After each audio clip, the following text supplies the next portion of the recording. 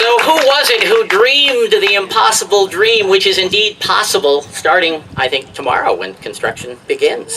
Who is the Pied Piper of theater in this community? Who is the man who needs no introduction, but will get one? Steve Stedler.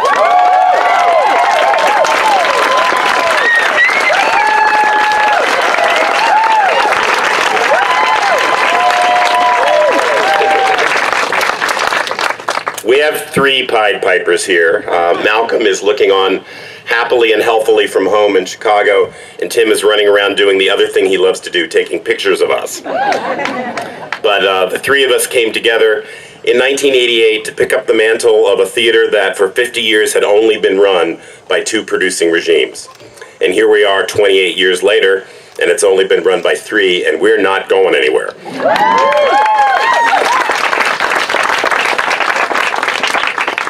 I have to say something about the set dressing today. You'll see on either side of the lectern, my father was a minister, podium, and a better fundraiser than I wish you were here. Two rhubarb plants. To show you the kind of devotion and fanaticism we have on our board, our dear Vicki Linville spotted that when the trucks roll in tomorrow to begin work on Walker, they were very likely to crush the most famous and extensive rhubarb patch in the history of Vermont, the Walker Rhubarb Patch. I confess I've heard about it for years. I've given people permission to go steal from it since we've owned it, and I never did see it, so I didn't realize the depth of Vicki's insanity. But she brought in fresh loam to her own land, recreated that patch, and moved every single plant, including one that went practically to China, I'm told. So we have saved one plant each for Bev and Fran Walker so that they can take them home with them and keep the rhubarb going. And when the building is done and the landscaping is set, Crazy Vicki will be back with her trowel to put the entire rhubarb patch back in the most appropriate place.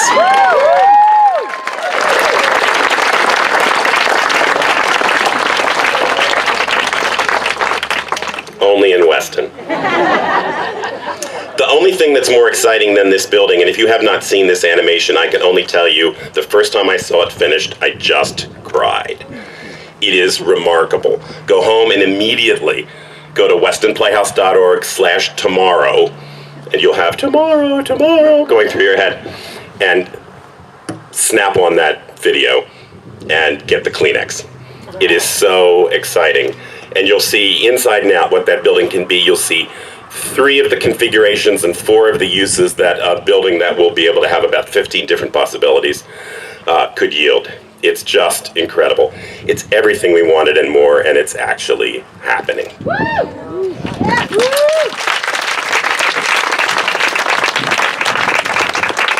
But as my friend and mentor Wayne Granquist reminds me, building schmilding, what about the program? And that's really what this is about. First, we began in 2000 the wonderful idea that if we just started doing plays other places, people would get the idea we needed a complementary theater to the glorious Weston Playhouse, which we hope never to leave. Let's make that clear. So we started up at the Church on the Hill. Joanne Cohn let us hook up power from their then house next door because there wasn't enough electricity to even run the lights in the church, much less no working bathroom. We did several summers there running actors from the Lloyd's house by walkie-talkie because there were also no dressing rooms, up to the erstwhile theater space. We then got smart and moved to a place with both bathrooms and air conditioning, which was the wonderful Victorian bar room at the Bryant House. And Sammy Lloyd and Jeff Wade and others had the joy of performing somewhere where they could also get a good stiff drink whenever they needed it. But we were selling out at 35 people a night, and that didn't look like the best business plan. We then were told about the Weston Rod and Gun Club. And within the first year that we were there, they had a memorial gift that expanded that building. Not for us, but we sure took advantage of it. And what we thought was going to be a very temporary tenancy has actually been a wonderfully fertile breeding ground for our new programming over the years. We will say, though, that happily and proudly last summer will be our last time to use it for that purpose. And by next fall, we'll be in here, and by the summer of 2018, we will finally have the complement to the beautiful proscenium Weston main stage that we frankly always needed. That means that at the Playhouse, you're just going to get more Mamma Mias, which won't hurt our bottom line any, I don't think. And here, you're going to get much more than we could have ever offered you down at the wonderful, glorious, slightly uncommodious, partially air-conditioned, and sort of bathroomed Weston Rod and Gun Club, for which we remain hugely, hugely grateful. That's just the beginning. We're going to take a summer season and we're going to bookend it. So every May, you can look forward to a new play festival. And that new play festival will be held in partnership with our friends at Northern Stage in White River Junction and the Dorset Theater Festival in Dorset. And we'll be busing people from all over the country, all over this countryside, to see workshops and readings and book-in-hand productions of new plays and musicals in 3 thriving theaters. And in October, when all of us know there are more people in Vermont parking on your lawn and stopping to take pictures of your maple tree, we will finally be able to produce, because the glorious Weston Antique and Craft shows, which beautifully and magically fill the building on those weekends, will continue to do so while we make theater up the road here. And within no time at all, we will be switching our school performances to that time of the year, meaning that the shows that we could only offer in the first week of September, when some schools are barely back, will suddenly expand right through the month of October, serving more and more children and reaching our goal that no young person should grow up in this area without being exposed to the best in live theater.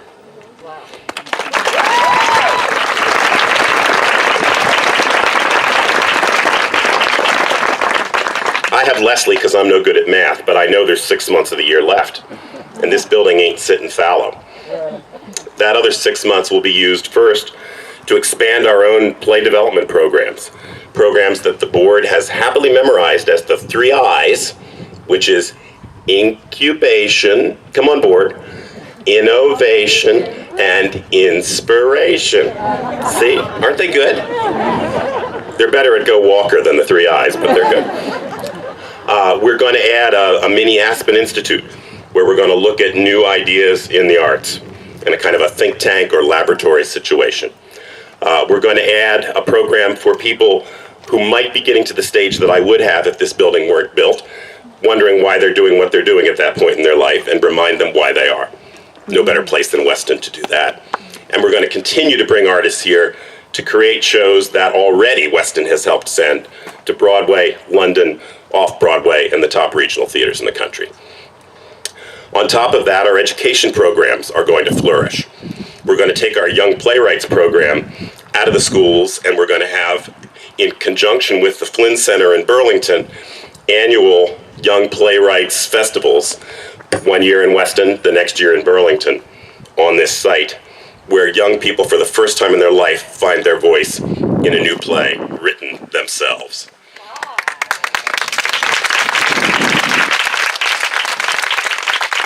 We're going to take our new Weston 101 classes that just started this winter over with our wonderful partners at Burr & Burton, and we're going to move them back to here so that if you want to go to them on site, you can do so within the convenience of my home and some of yours. And those of you that can't, we will still be live streaming them so that no matter where you are in the world, I will find you and I will educate you. And more. Then the community. The Manchester Music Festival has already committed to bringing concerts here. The Green Mountain Academy for Lifelong Learning has already committed to bringing part of their annual lecture series here. We're going to create a film series. We're going to create a music series, and we already have a sponsor for it. We, as Leslie mentioned, are going to open the public space of the lobby and the green room as a place that every morning you can go after you pick up your paper at Jeff's and sit down, have a cup of coffee, use the Wi-Fi, talk with your friend, use the bathroom, walk your dog, clean up afterward. But truly, this will start to become a real community center. I, for one, plan to consume a lot more coffee and make a lot more friends.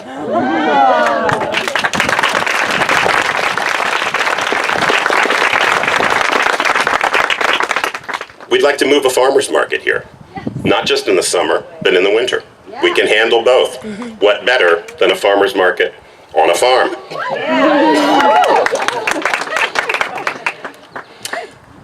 Small corporate retreats in conjunction with local inns. Weddings. We have a full catering setup here that the caterers nowadays don't need a catering kitchen. They just need a place to bring their big van and hook it up to water and electricity and do their thing. We've planned for all of that. You can accommodate up to about 150 guests in a beautiful room, which again you'll see set up for that kind of occasion when you take a look at the animation. Local businesses and local civic organizations will be able to have their meetings here at a very reasonable level because we want this to be a community resource. Finally, we've been establishing for the last 10 years relationships with the top off-Broadway theaters, with top commercial producers, with the most exciting ensembles producing new work in New York City. And we have it on faith and fact that you can get from New York to Weston in 5 hours by normal means and in about 3.5 hours of Steve Stetler's driving. They want to come. And what Tim and Mal and I knew from day one when we showed up in Weston is that when you get here, something special happens. So they're going to want to come, they're going to want to come back, and they're going to want to tell others to come. And they're going to pay for it. So they're going to live in our 3 houses in town. They're going to work in our new Center for the Arts. And when they need an audience, we can deliver them the greatest audience in the world. Very exciting.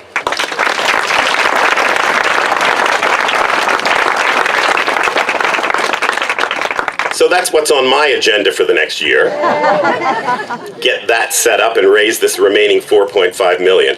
If you haven't had a visit, you're going to get one. If you've had one, you're going to get a second. But look where we are. With this project, with you, with the leadership we have, and with this fabulous building that will begin to rise from this spot, the sky's the limit, my friends. Wow.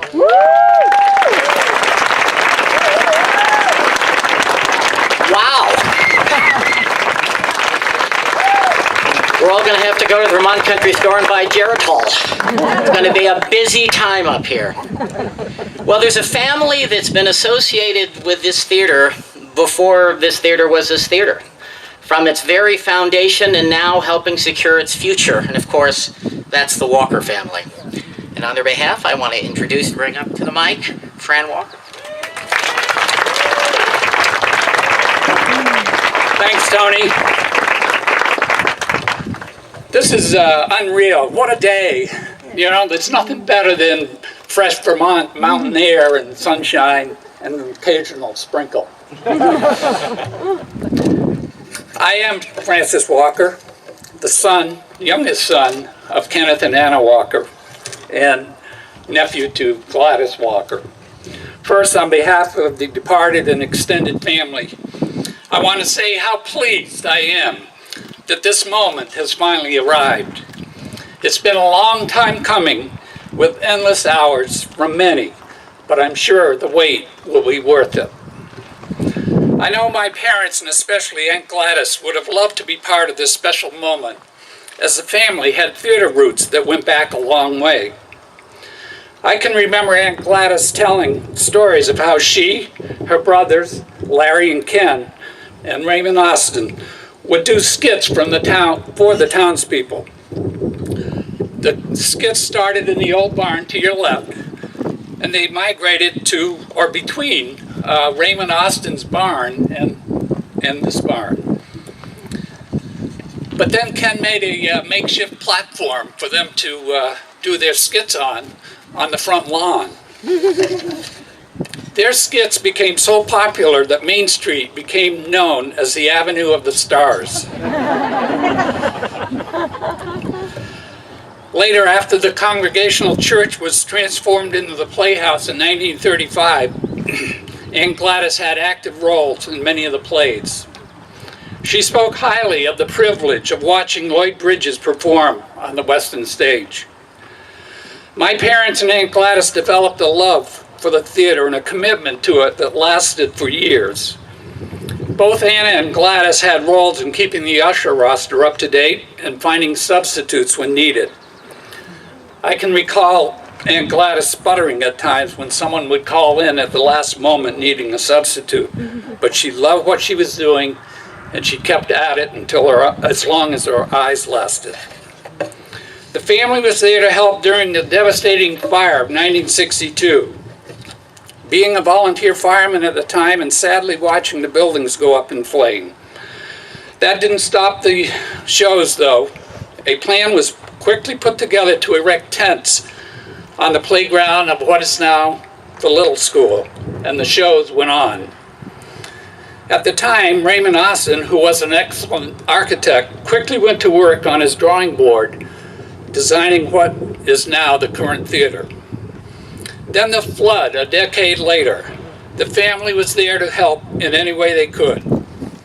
The theater meant a lot to Ken, Ann, and Gladys, even in their later years. When they were approached about the farm possibly becoming a continuation of the theater, they were honored. Dad had worked hard making the farm and farmland what it was and didn't want to see it developed. Our extended family jumped in to support this effort as we wanted to make sure we carried out their wishes. Future generations of the Walkers will be able to look back proudly at the farmstead that was our home for over 100 years and will now be a home for the theater company as it grows the arts at Walker Farm. At this time, I'd like to introduce my sister, Beverly. Beverly, will you please take your position in front?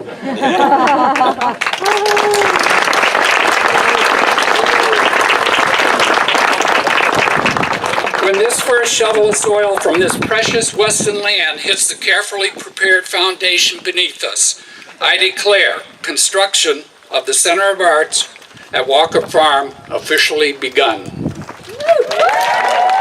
Thank you.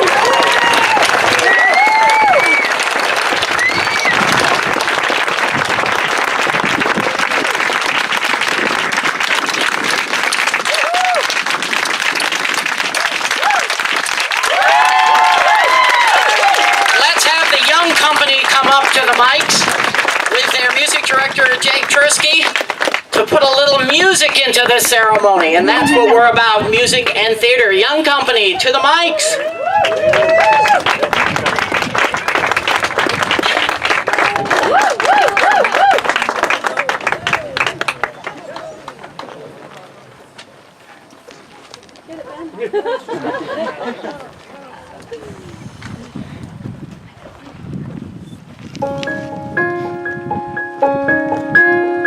Something is stirring, shifting ground, it's just begun. Edges are blurring all around, and yesterday is done. Feel the flow, hear what's happening, hear what's happening. Don't you know, we're the movers and we're the shapers. We're the names in tomorrow's papers, up to us man to show up. For time, breathe it in, worlds to change and worlds to win. Our turn coming through, me and you, and me and you.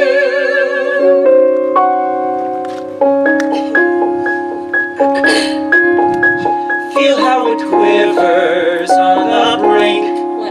Everything Gives you the shivers, makes you think there's so much stuff to sing. and you and me will be singing it like the birds. Me with music And me with words, tell them things they don't know. up to us pal to show up.